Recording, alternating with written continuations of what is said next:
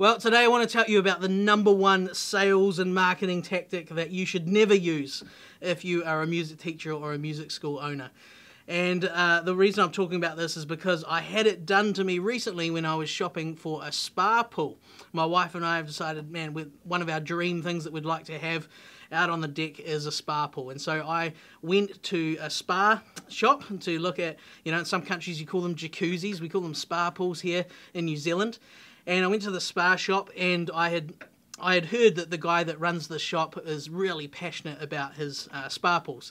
And so I went in and he immediately sort of approached me and started talking and asked me, did a good job of, hey, what are you interested in? What's your budget? And all this sort of stuff. And that was great. And so we got talking, and then he immediately sort of launched into this weird sales tactic, which was just ugly, where he proceeded to tell me how ugly and basically crap all the other spa shops were, and about their products and how they break all the time and everything wrong with them and it's overpriced, and he just trashed all the competition and then told me about how great his stuff is. And it was just ugly, even if it's true, it was just an ugly thing to be sold on the basis of everyone else's crap and we're awesome.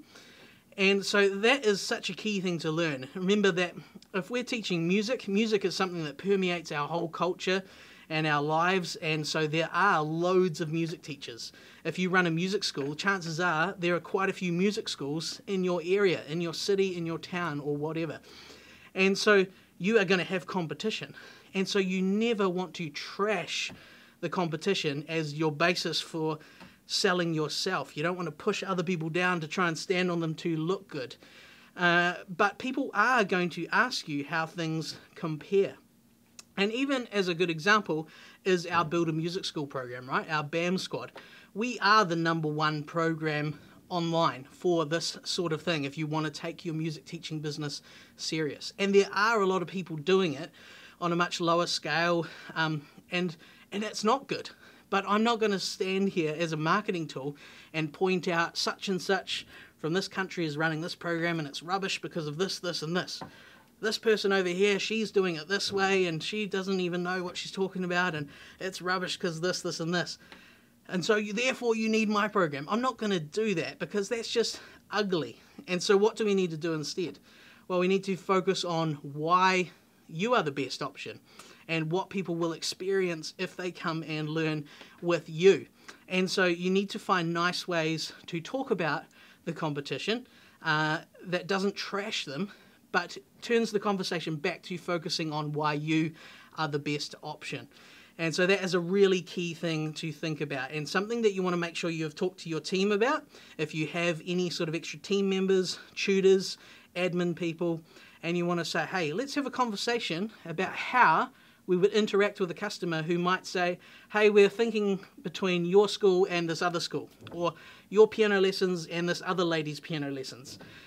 How should we talk carefully about answering a question like that? Because it's going to happen. And how do we do it in a way that doesn't trash the competition?